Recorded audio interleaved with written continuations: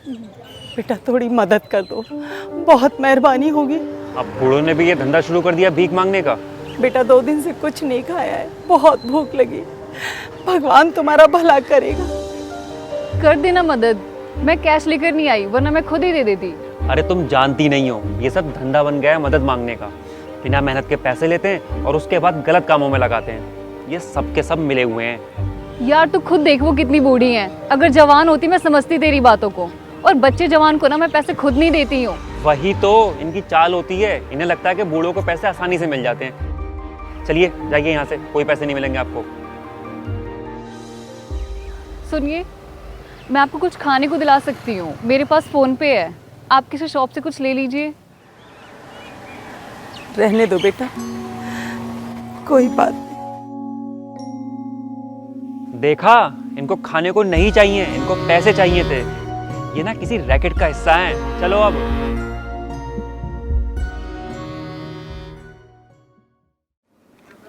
रुक रुक, वो देख, ये तो वही सुबह वाली बुढ़ी है ना जो हमसे भीख मांग रही थी। देख, सुबह इसके पास पैसे नहीं थे और अब किसी को पैसे दे रही है। मैंने बोला था ना, ये सब एक रैकेट का हिस्सा है, सब इनकी चाल है, ये सब मिले हुए हैं। यार हमें ऐसे किसी को जज नहीं करना चाहिए। क्या पता तेरा सोचना गलत हो। चल के देखते हैं ना। अच्छा तुझे देखना है ना, चल चलते हैं, अभी प्रूव हो जाएगा।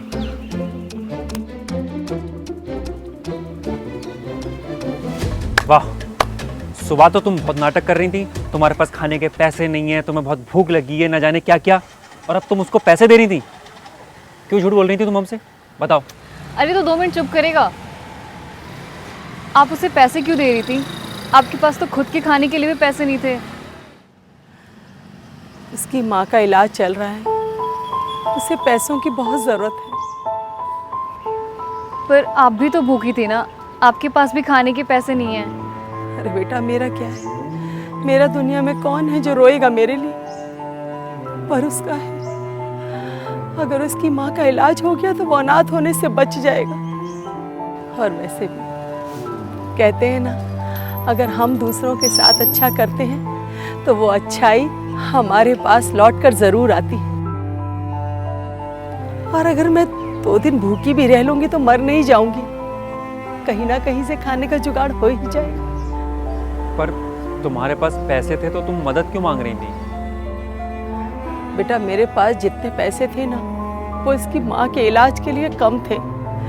मैंने बहुत लोगों से कोशिश की मदद मांगने की, पर किसी ने मेरी मदद नहीं की। जब कहीं से कोई मदद नहीं मिली तो जो पैसे मेरे पास थे वही मैंने उसे दे दी। अच्छा लगा देखकर कि आप जैसे अच्छे लोग आज भी इस दुनिया में हैं। आप एक काम कीजिए, आप मेरे साथ मेरे घर चलिए। वैसे भी मैं काफ़ी टाइम से एक हाउस हेल्पर ढूंढ रही हूँ और मुझे नहीं लगता कि आपसे अच्छा घर की देखभाल के लिए कोई मुझे मिलेगा। आप मेरे लिए खाना बना दीजिएगा और बदले में आप मेरे घर पे रह लीजिएगा। बेटा पर तुम मेरे लिए ये सब क्यों कर रही हो? ताकि दुनिया में अच्छाई बरकरार रह सके। जो इंसान खुद भूखा रह के किसी और के लिए पैसे जोड़ रहा हो, उससे भला इंसान कोई हो ही नहीं सकता। और वैसे भी मुझसे अभी किसी ने कहा है कि अगर आप किसी के लिए अच्छा करते हो तो वो अच्छाई आपके पास लौट कर ज़रूर आती है।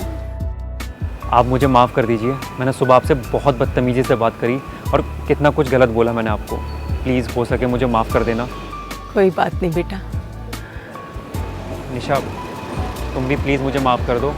मैंने तुम्हारी बात नहीं सुनी और इन्हें गलत जज किया। कोई बात नहीं, तुम्हें तुम्हारी गलती का एहसास हो गया, यही काफ़ी है। अब चलें? हाँ आंटी, आप भी चलिए हमारे साथ।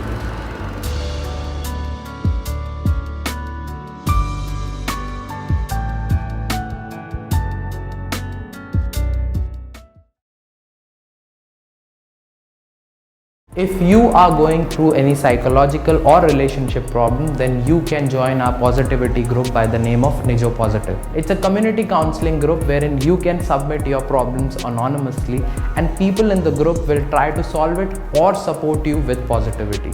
The link is in the description below. Thank you. Bye-bye.